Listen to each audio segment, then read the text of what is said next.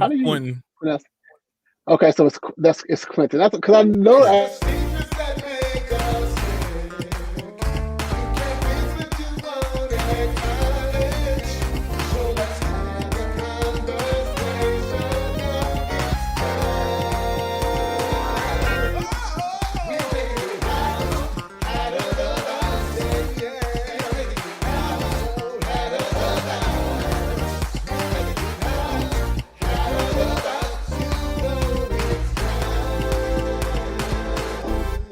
So let's talk about it.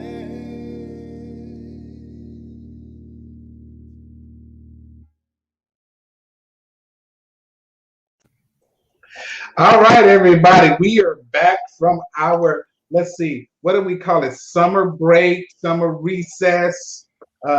We took a couple of weeks off and we're back with an incredible, I think, topic today. Today we're talking about labels and the dangers of mislabeling people and relationships. And so, as you can see, we have Derek Lewis with us. We have Quentin Tyus with us. We have I say you was playing hooky, but that's all right. playing hooky. I wasn't playing hooky. And so I want to jump kind of right on in and get started.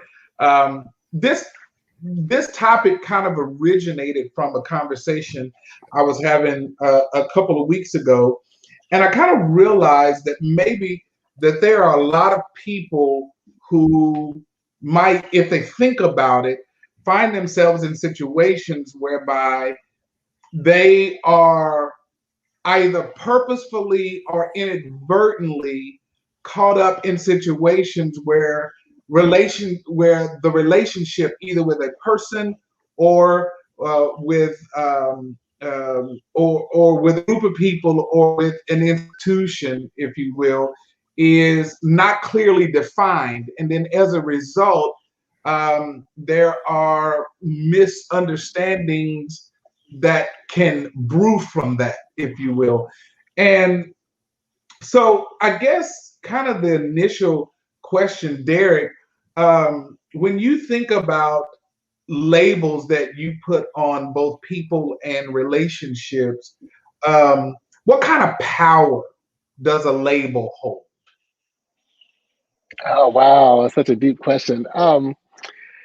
So I guess this, to be completely honest, for me, if it's me labeling someone else, although I feel like I've learned to stop doing that and just to allow others to sort of become and tell me who they are, right?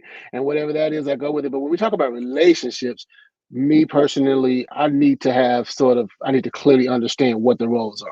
And so the power of that is, I think, just like assumptions and stereotypes and think like just how our brain recognizes patterns. So if I can label you as something that I recognize, then I know what to expect.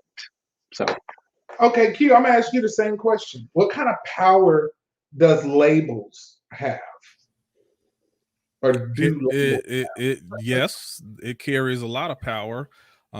Specifically, whatever that label is. Every label has a set list of criteria on it. Some defined, some not defined, but there's certain labels that's universally, what comes along with that label. Um, so yeah, now you got you have something to live up to. You have a structure to abide by. Um, I don't want to say you belong to another person, but there are parts of you that don't solely belong to yourself when you have certain labels. Even to just the level of friendship, there's certain expectations. So yeah, the labels carry. Otherwise, that's the reason for the label. Having the label says, um, because I view you this way, we view each other like this. This is the connection that we've agreed upon. There's a certain level of expectations that come with that. Okay, you say that, but now here's the question. What if somebody defines you differently than you define them? So now you have competing expectations. Even that's which see, it depends on what the label is now. That's the you had to be more specific about what is that label. Well, And hold on, let me say this also, Dr. Bright. okay. There's certain labels that need to some labels a person can just place upon you. Other labels need to be agreed upon. Some labels people don't have the right to put on you if you haven't agreed upon that label. Now, see, that's at the heart of where I'm going to eventually go, and I'm glad you said that, because Derek, you said you allow people to kind of define themselves sometimes. That you do offer the placement of labels, and so when you do that, you do then kind of assign an expectation in terms of what For relationships, if we're talking relationships, I feel like then I need to define that for myself, right? But just because that's my personality, I feel like that allows me to have expectations and all those type of things. But I've also, when it comes to sort of people, that's where I've learned that it's better to just let people tell me who they are and just go with that, whether I believe that or not, if that makes sense. Only because their identity is theirs, right? I don't really know, and what I see with my eyes could be completely wrong, right? Or I could be changing. Like I could be calling you, identifying as what you are today, and you might be on your way to something tomorrow, if that makes sense. All right, so Bishop Foreman, I started out by asking both Derek and Hugh, like, what kind of power does a label have?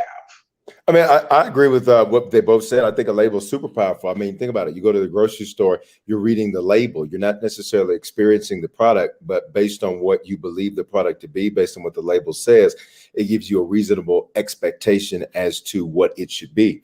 And so we shop labels. Think about infomercials. We're doing is seeing imagery and believing the imagery that's presented from that infomercial, or online shopping, Amazon, what have you. So I think when you say what type of power does a label have, a label is the zenith of power as it relates to the representation of a thing. Okay, so then what potentially happens when you come to know that something is mislabeled or someone is mislabeled? How do you address the disconnect? Great question. I mean, I think that's exactly where the issue comes in with relationships, friendships, business partnerships, whatever, is that I thought it was Frosted Flakes, not flakes with sugar on them. And so I thought it was Fruit Loops, not Frutanglios, right? So it's and for those that know the difference, Fruit Loops is the name brand, Frutanglios is in the bag.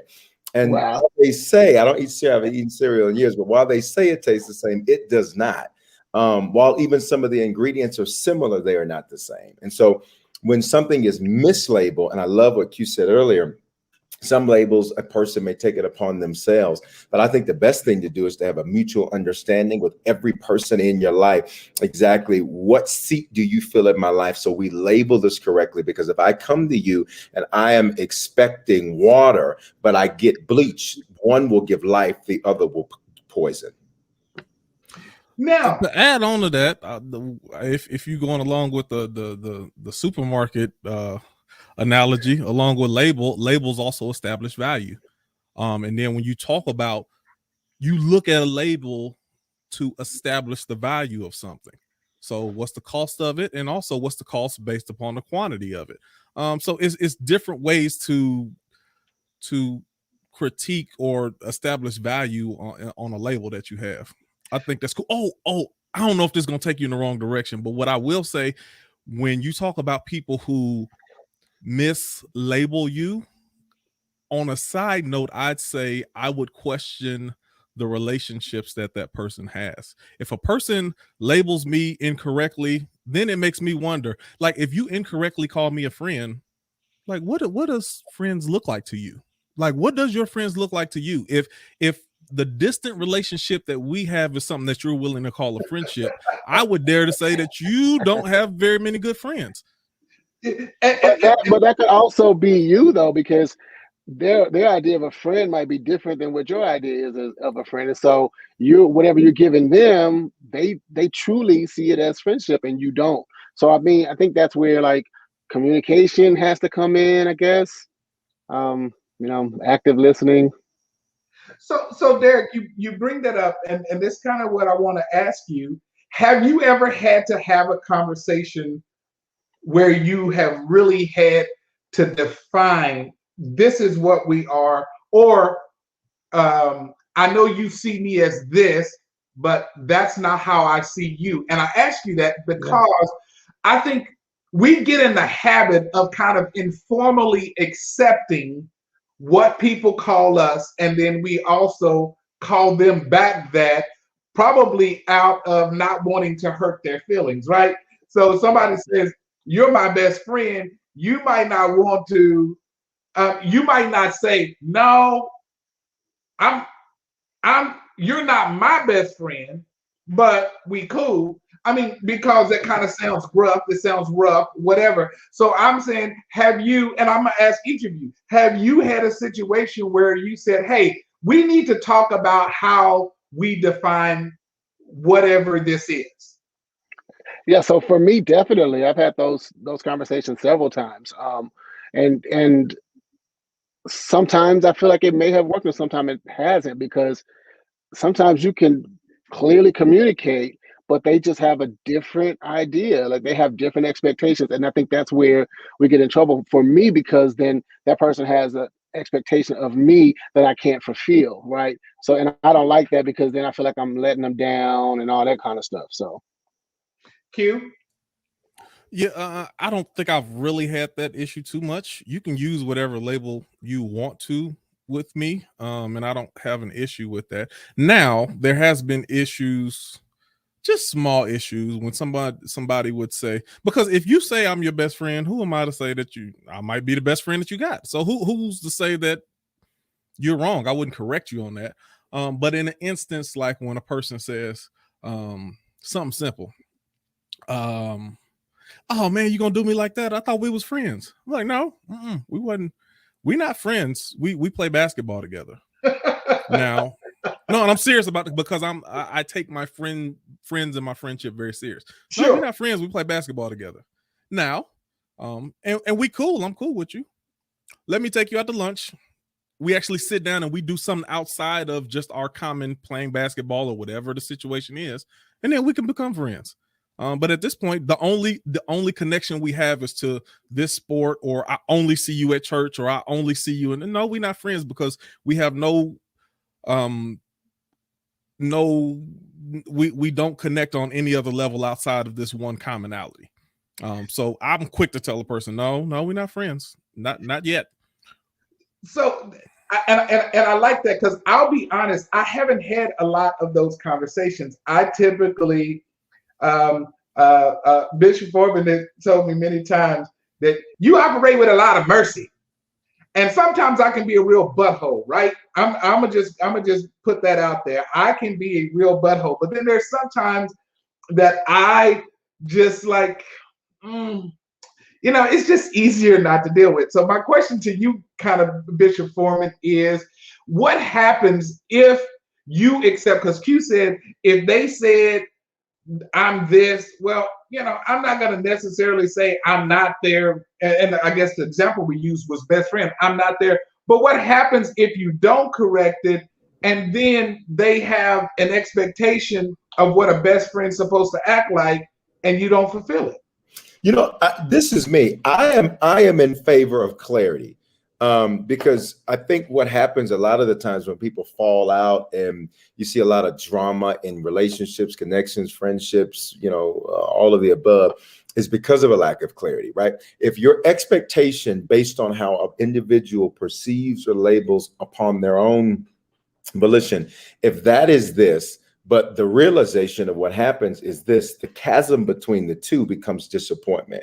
It becomes frustration. It becomes anger. So I'm a believer in clarity. So I like a little bit about what both of you said. Me personally, I believe in defining that, even down to the use of the term like, I love you. And I was gonna go there next, but right. I remember I was 16. I was dating a pre-cougar when I was 16. She was 18. A pre-cougar, huh? Pre-cougar, because they didn't call it that then. But so I was 16, she was 18. And so I was dropping off at home, and I just remember this story because it just is the most palpable way for me to illustrate the point. And so she said, I love you. And my response, because I didn't love her, my response was, we're going to talk about that. Now, I could have ran game on her and said, I love you too. But the truth was, I didn't. I just keep it real. But I'm not that type of person. That's not me. So my response literally was, we're going to talk about that. So, I would have probably just repeated that, to be honest with you, Bishop. Right. I would have just said that. I mean, if I'm thinking about it, I would just say, I love you. And I probably would have just said, I love you too. But right. in my head, I'm going to be saying, probably not the same way you love me, but I love you because you're a human being and I'm supposed to love everybody. Right. And that's when you get into those chasms. And that's what I'm saying. And that's where the issue comes in.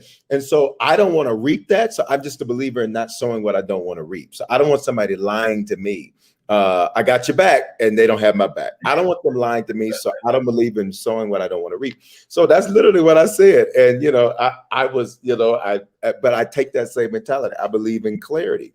And so when it comes to friendship, I'll even correct myself. Bishop, you and I've done this on the phone. I say a strong acquaintance of mine, because they haven't earned the level of friend from my perspective. And I like what Q said. From their perspective, they may view it that way. But if there's ever a conversation wherein clarity is needed, I am a big believer in delivering that clarity. Because like for me, a friend, you can't disappear on me for months and we call each other friends. Talking about I just was going through. Well, then what do you have friends for? So obviously I wasn't a friend because you didn't reach me. That's me though. That's me. Everybody's got to do it the way they do. You also got to be careful of some people who will purposefully start professing a label on you in hopes to get a higher level of commitment out of you. Like they just start calling you a friend or calling you my best friend. And then because they start calling you a certain thing, now they have these different expectations that they didn't have before. I'm like, I never signed up on that. Mm-hmm. I am who I was and I'm still being who I am. So those are things you got to watch out for too. I'm sorry. And when I was talking, I saw Derek go, I'm not gonna do that. You know me very well. There's no possible. I mean, you could. I don't care who she was. If she was like, "Oh, I love you, baby." I think that's great. Thank you so much. But I'm a fan of. I think it's rude. I think it's rude to say you love somebody back just because they said to you. If that was the case, how come you didn't say it before then? Just because they said to you the first time, that don't mean that you automatically should return that back. That's just me. I'm a fan of clarity, and then I think that even with clarity, we have to be clear with our language and with our actions, because a lot of times people, like, you could say something and they're still, because of whatever they believe, they see your actions, they hear your words, they hear everything differently. So it's like sometimes you have to really be, I don't know, explicit with people. I love you too. So Kevin says Facebook has caused the misuse of the word friend, and I can actually kind of see some of that, on a very, kind of different scale. It gets worse in the mislabeled romantic relationships. Sometimes that can be deadly. Yeah. Special K Brown. I don't know what that means, Q. I know it's special. He just tagged him in it. Oh, okay.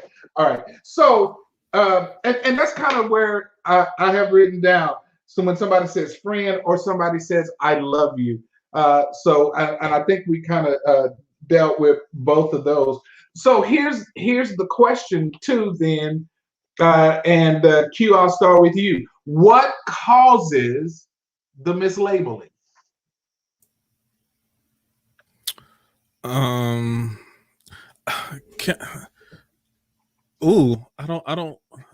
won't call it. I mean, beauty is in the eye of the beholder. That's what I say. So if someone wants to label a person like that, then that's up for them to do. But I guess I should say this. It kind of goes back with what I just said.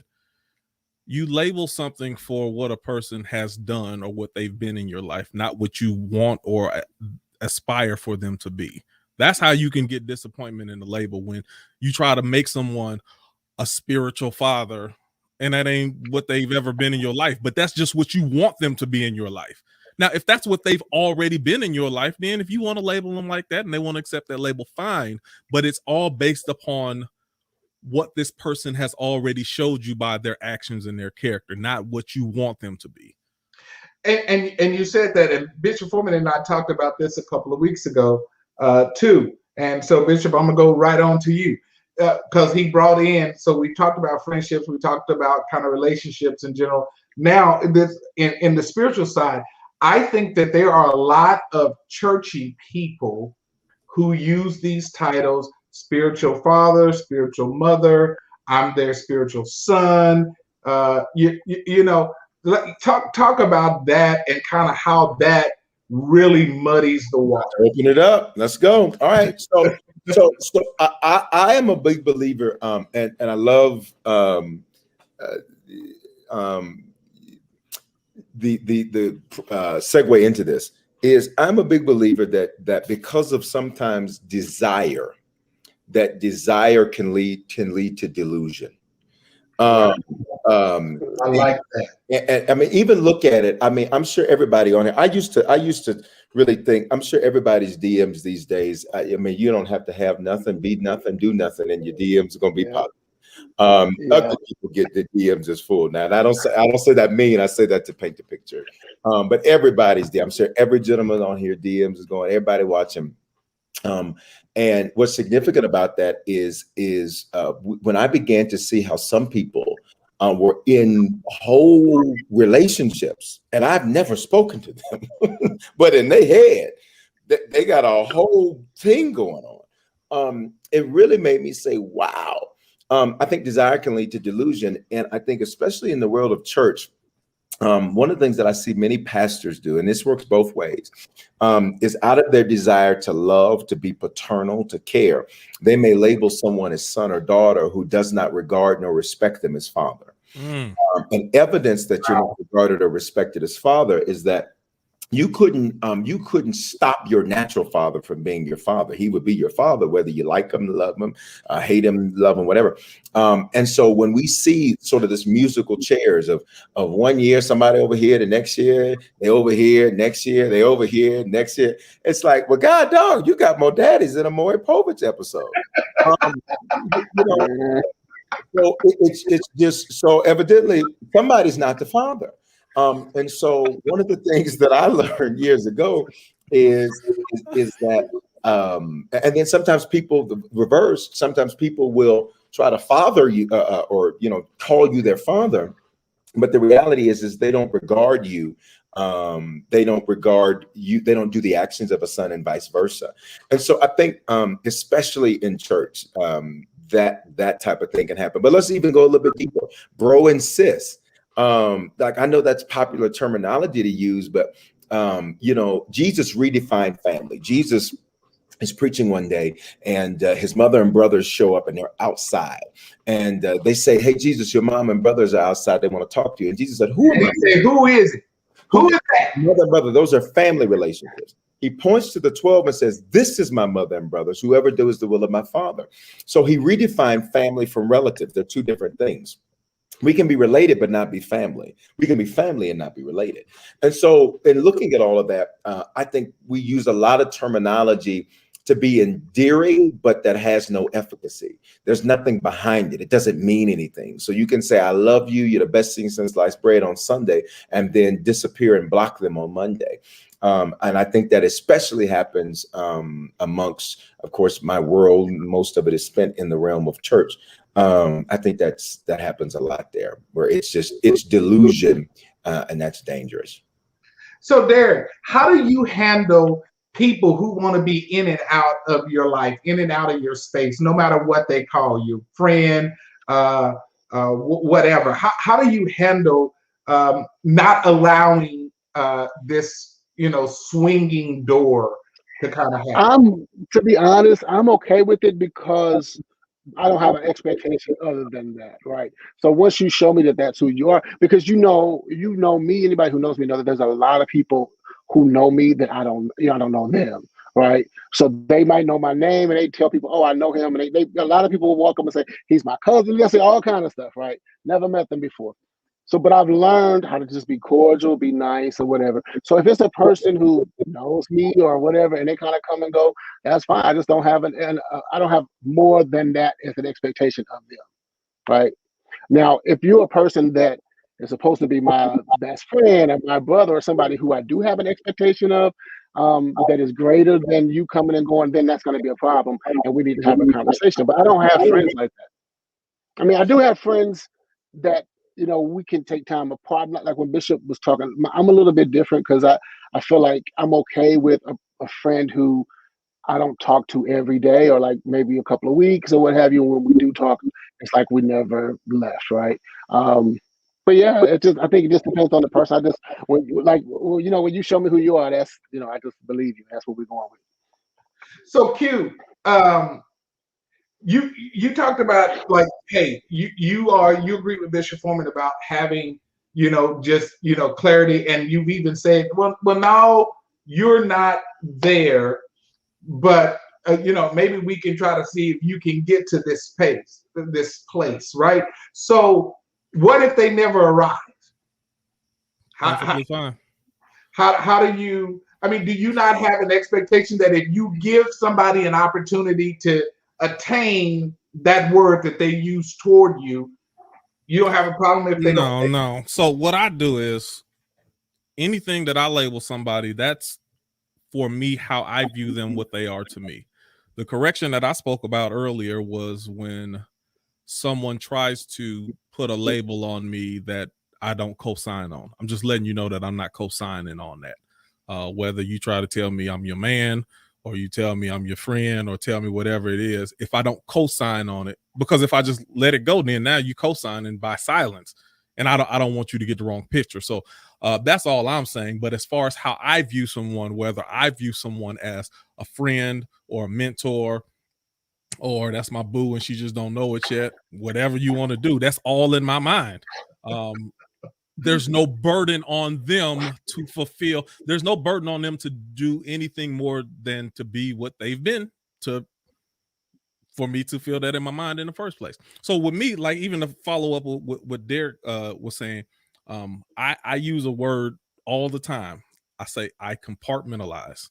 When it comes to friendships, relationships, I compartmentalize.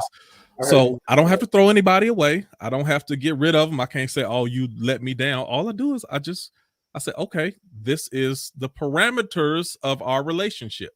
So we can still be friends, but I'm not going to loan you no money anymore. We can still be friends, but you don't always keep your word. If you get emotional or if you have bad day, then I may not be able to trust you to come help me move on that Saturday if anything happens. You don't always, your word is flimsy. I don't throw you away. I just know how not to. I know how to properly put you in the place that I need you to be in, because all friendships are not equal. I think that's the biggest mistake people make. Just because somebody's just because he's my friend and I'm their friend, that don't mean we on equal levels. There's a lot of there's very few friendships that I have that we're actually equal, to where I can equally share and open myself up the way that they can with me. Many of my friendships, it's on a mentor. Sometimes I have to play more of a mentor role, even though we're friends. Sometimes I'm the mentee in certain friendships, but we're not equal. Dr. Bright is someone who could be called a type of friend to me, but we're not on the same level. He's more of a mentor. He's on more of a mentor level than me. We're not on equal playing field as other of my friends, but I understand that, and you walk accordingly to that. But I think that's just where people kind of that's where you get let down sometimes, where you try to have the same expectations of people that they have on you. It don't work like that. So you said something, and you said something that triggered me. So because I was going to ask you, are there levels? So we say this is our relationship. Are there levels within that relationship that that people can exist. And so you did answer. Would you agree with that, Derek, that every friend is not the same type of friend? Every brother is not the same type of brother. Every boo ain't the same type of boo.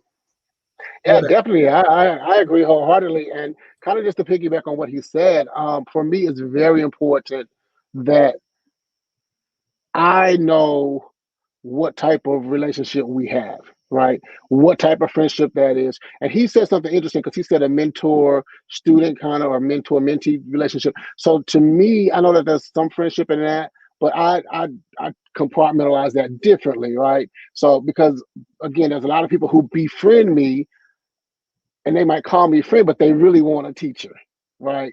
So for me, I don't want to get, because I in the past I have messed up and started to think, oh, this is a friendship, but it's not a friendship. It's a teacher-student relationship, and we all know what happens when teachers and students cross lines, right?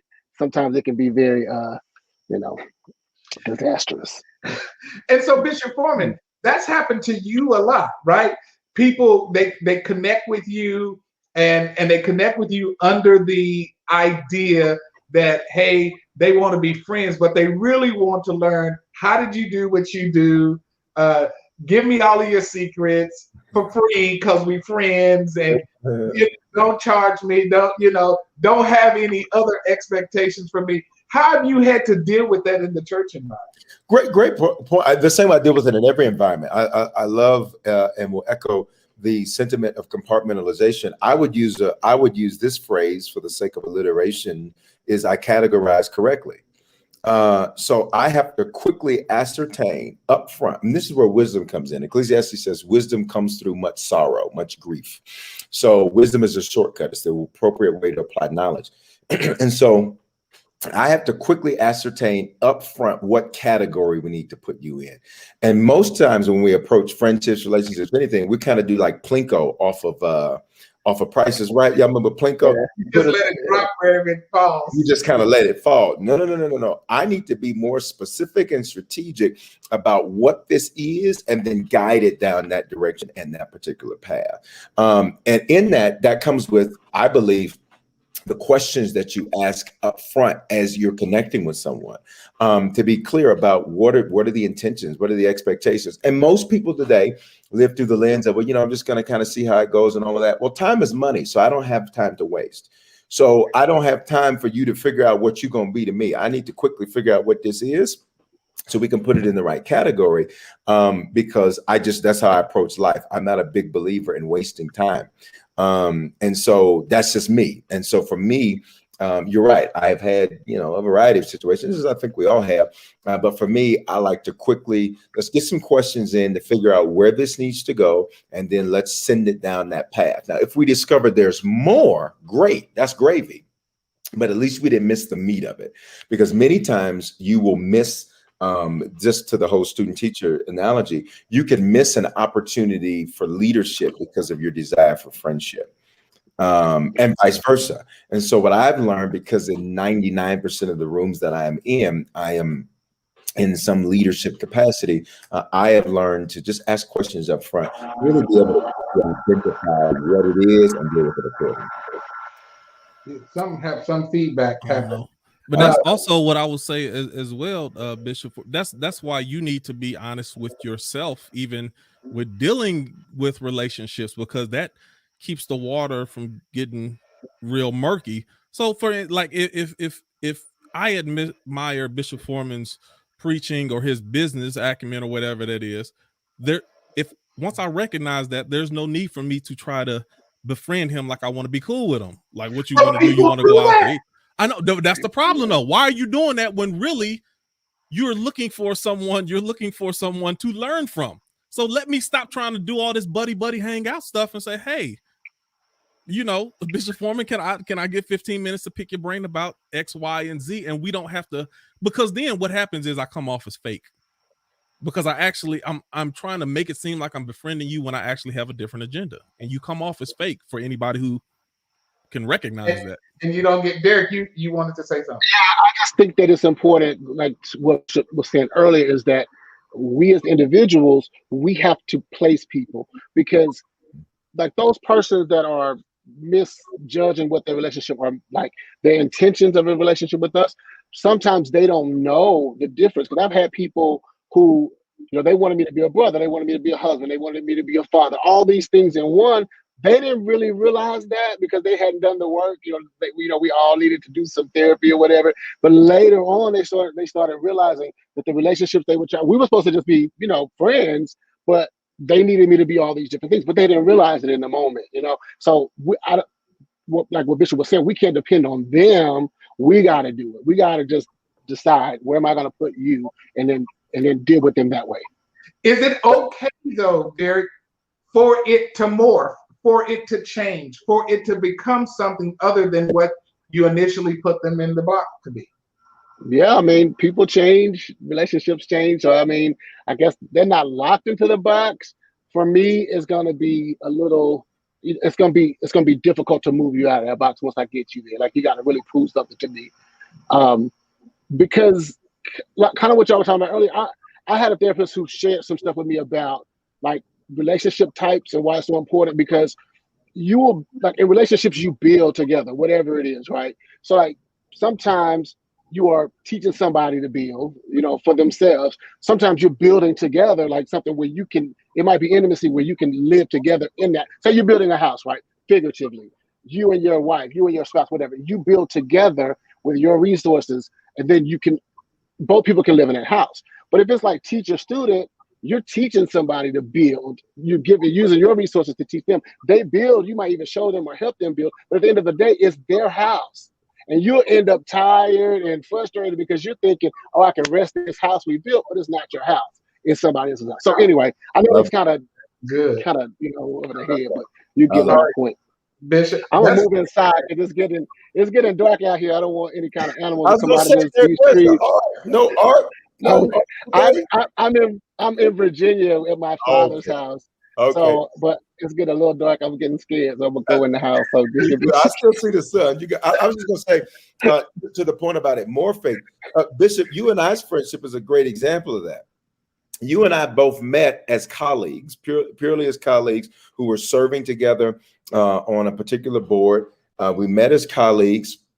We interacted as colleagues. In fact, I told you, and we had this conversation the other day, when I first met you, I thought, this guy is rude. He is rude. I said something else, but he is rude. But what did we do? Through conversation, you and I, through conversation, were able to quickly identify that we were able to connect in a way. And this is going on 15, 16 years now that we have been friends. And our friendship is that sticks closer than a brother. I mean, there is, if you call me at 2 o'clock in the morning and I saw your name on that phone, I'm gonna answer the phone and know something going on if he calling it too. Our friendship has morphed through the years. I have watched your kids grow up. You have watched me grow a lot of grown people up and raise a lot of grown people. Exactly, natural kids. But so in all of that, it morphed. But it was because of communication and a mature approach to friendship too, which I think Q, you were kind of intimating at earlier, is that it requires maturity to really do that, because based on my initial thought of you. And I don't know, what did you think of me initially? I know it's your show, but actually, I'm curious. Actually, you told me last week, but tell the people. Yeah. I mean, honestly, the one thing about you, and I appreciate that. In fact, I think I can say that for probably each of you on the show today, is that you haven't been anything other than what you've always been. Now, we all grow, we all change, we all mature, we all do this.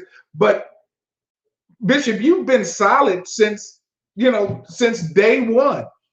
We had to fill each other out and, kind of see where, the lines are or whatever, this, that, and the other. But I think we instantly found a way to connect. It's like, I think after the first couple of days, it was like, I can fool with that dude. He's some stuff. I can fool with him. He's my kind of person. Yeah. He's my kind of person, right?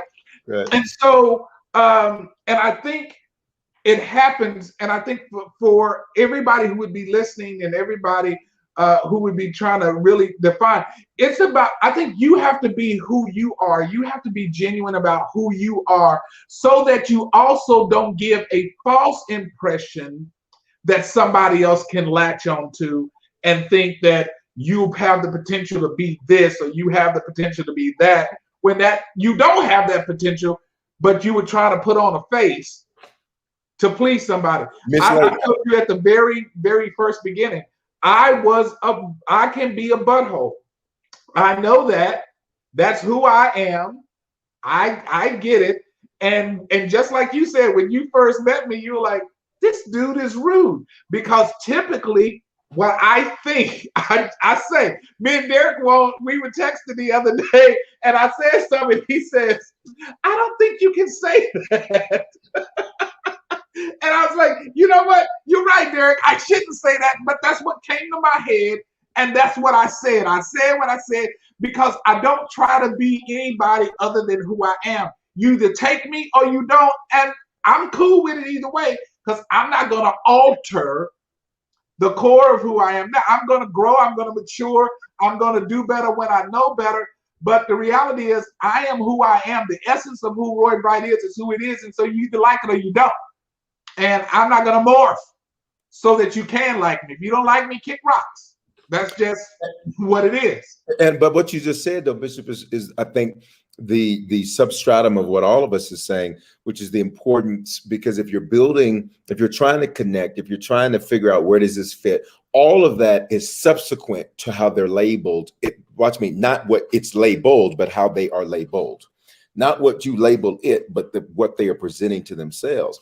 And so if you're presenting to us that you're Ruth Chris when you're really Outback, well, there's a different level of value there. There's a different expectation there.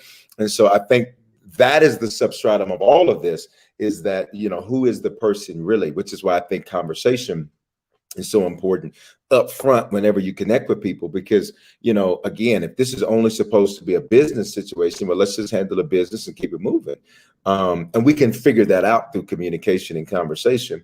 Yeah, don't take the fun. But don't lead me to believe that you are, a 5-star dining establishment when you are Golden Corral brunch on Saturday morning, which I will say, depending on the day, might be amazing tasting, and those rolls are amazing. Yeah, the rolls are good, Rev, but you can throw all the rest of it out. Except for they got this turkey with gravy that you can use to roll the sock. Bless his name, that you can use to roll the sock up with. That's suburban chicken, but I don't know nothing about the turkey. So Susan says action speaks louder than words, and she's absolutely right. But your actions have to be pure. Your actions have to be genuine. Randy says compartmentalize. That's deep. It's like having different levels of friend. Absolutely. A person who has a strong liking for and trust in another person. Absolutely. Yeah, because I think that we do ourselves a disservice when we don't present the right product out there. I want to kind of rewind back a lot to what you said. Maybe it was either Bishop or Q. One of y'all said something about, no, I think it was Q, who said when we're talking about labels talk about what the product is, but it also differentiates with price and all of these other kinds of things in there. But here's the real question. Do we actually shop for the labels? Or do we just pick up off the shelf? Q, I'll start with you. Neither. I get what tastes good, and by experience, when I know something tastes good and I know I like it, then I'll go back and get it again. Now I am willing to try things that I haven't tried before. So if I haven't tried it, then I will try it. And once I either like it or don't like it, I don't care how good the label is. If it don't fit right on my shoulders, if I don't enjoy how the fabric, then I'm not getting it again. I don't care what the label is on it. So I'm open, but it's also trial and error. And just the other thing that I say, as far as even with the compartmentalizing, what the guy said, that goes both ways. A lot of people like me. I know a lot of people like me because I can go from leader to follower literally just like that. Some of my best friends, Blue, if y'all know him, he's done music for a long time. Best, one of my best friends. The moment we get on some music type stuff, I immediately fall back because he's been doing this longer than me. He's the teacher. I'm following his lead. I'm learning from him. I got another best friend, been doing business and construction. We can be talking about whatever we want to. Oh, fool, you crazy, this and this. Soon as he start talking business, my mouth shut up and my ears open up. I immediately fall back, and I know how to take the lead the same way. But so that's how you can actually hold multiple labels or titles at the same time when you have enough humility to know when you are what in what situation and what scenario. Derek, I want you to talk about that shifting, because that's interesting. That's a dynamic I hadn't considered. Are there relationships that you have where you vacillate depending on the specific of the situation? I have to think about that, but I don't think so. Right off the top of my head, I don't think so. Because I think once I sort of put you in whatever category you're going to be in, that's it for me. So I'm not going to say that there's a never an opportunity for us to sort of like change whatever, but for me, it's usually black and white. So yeah, I am a person who is very interested in the label and, you know, what the back of the label is and all of the ingredients and all that. I need to know all of that. And I'm very specific as to, you know, what I'm going to put in my cart. Yeah, because Derek, when I first met you, you took me to a juice shop and they mowed some grass and you had me taste the grass. You've always been. They did not mow the grass. They mowed the grass, man. That was grass. They just cut some grass. Same thing. Wheat grass shot. That's exactly what it is. They just it cut tastes it. like outside. It tasted like outside. He's acting like they went out to the lawn and cut the grass and bought us the grass and put it Close in the enough. Close enough. Bishop, what about you? This idea that Q kind of introduced, about kind of shifting. Have you been in those environments? Absolutely, and I think wisdom knows to shift. When I am around, you know what I noticed, and just because the show is called Out the Box, I'll just say this. I've noticed, even to one of the comments made earlier about the value and quality of different connections and relationships. I've noticed all of my multimillionaire friends, when I call them, they answer within the first couple of calls. And if they don't answer, they will apologize for not answering. And that taught me something. It taught me that they recognize the value of what I brought, but they also recognize the value of our connection. I've looked at some others that perhaps were not at that level of financial prowess, and they always busy, always got something going on, always doing this, always doing that. And it taught me, I learned so much from that. And I have learned, I love Q's example there. There are certain environments, certain connections, certain friendships, et cetera, where predicated upon what we're dealing with, it's time for me to, remember, on Planet of the Apes, when he put his hand down to, say, look, I'm following.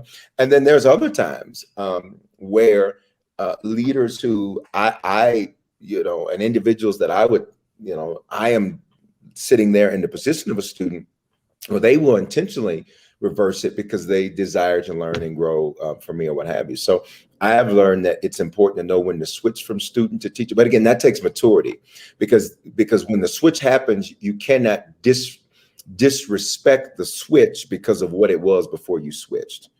And I think that's important. Something you talked about, kind of, the depth of our friendship and how long it's been, this, that, and the other.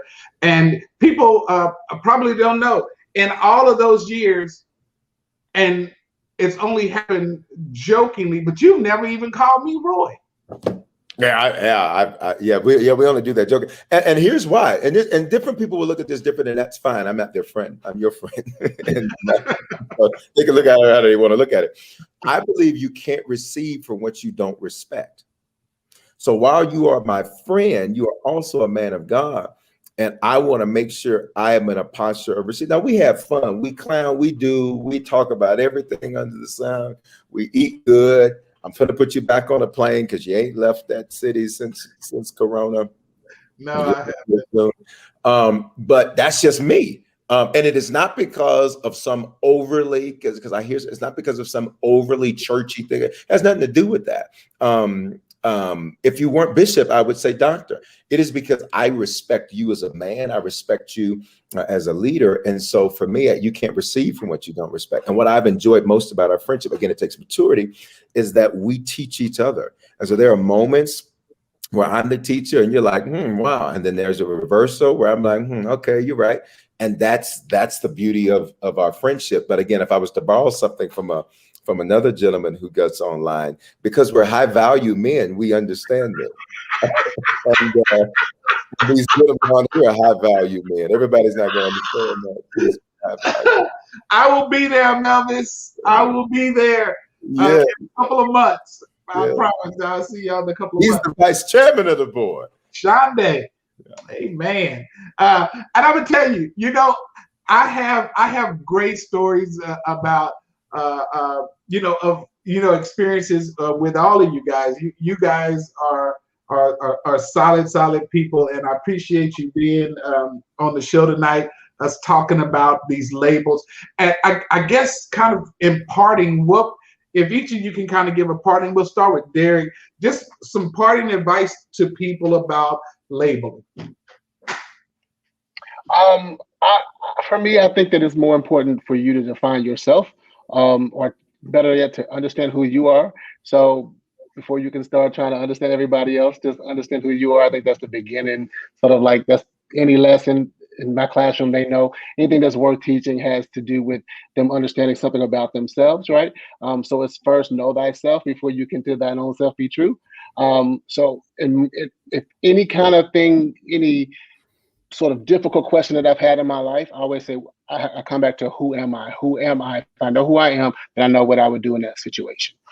This is not to negate any kind of like prayer and all that kind of stuff, but that's my thing. So for anyone out there that's listening, my parting words would be to be, or better yet, to become. So whatever it is you're working on, you know who that is, identify it, whatever that identity is, you set the definition, you become that, worry about yourself, all that other stuff will fall into place. Q. Again, I would just say, be it before you claim it. And that's whether it's yourself or what you're trying to project a label on a person. You allow that relationship to be before you claim it to be something. Don't give validity to something that does not deserve it or has not yet earned it. I like that too. So both of y'all say it. Just let the actions and let all of that speak for itself before you, because then if you're not doing that, then you just start reaching. And be honest with yourself. If you desire friendship, if you feel like you need better friends, be honest with yourself. If you're honest with yourself, then you can properly start developing relationships and stop reaching. If you have a void in your life, like if you have a parental void in your life, if you didn't have the father figure that you wanted, if you didn't have the mother that you wanted, be honest with yourself. So that way you don't have to keep trying to call people your spiritual fathers when really you were looking for a natural father that you never had. It's two totally different things, and now you're reaching for something that's never going to be what you're looking for. So be honest with yourself, and once you do that, then you can let those relationships play out, and then allow people who are first, be who you are first. Be who you are. Do not try to conform yourself to what you think people will like, because now you're going to have to uphold this facade to try to maintain these relationships, and you just put yourself in another box that you're still not being who you were meant to be or who you feel comfortable being. So a lot of it just got to do with honesty. I mean, I keep going on in circles, but that's pretty much it. Bishop Foreman. I won't want to accuse Mike things. I just want to be very honest. You know what? I do too, and I've been thinking about getting me one too. I'll send you where I got it from. Hey, because Larry Reed told some folks this week, if they spend them a couple $100 on a good, mic and $400 or $500 on a good camera, they could really kind of up their game. And I'm looking at this mic and I'm like, I might need to get me one of them mics. Okay, Bishop Foreman. Yeah. So I will. My last word would be, and I agree with what both of the gentlemen said. I would say this. I'll quote the late Dr. Maya Angelou. And most of us, when we quote it, we forget the most integral part of her quote. She says, when people show you who they are, believe them. Here's the part I didn't know until last year that she actually said. The first time. Yeah. And that's the coup de grace of the quote. And so, and I would say not just for other people, but even for yourself, to encapsulate what both gentlemen said. When you show yourself who you are, and that gives you an opportunity to change that or make that better. And so that being said, live, learn, and then let's live better. All right, guys, thank you so much, everybody. I'll see you next week. Take care. Bye-bye. Bye, everyone.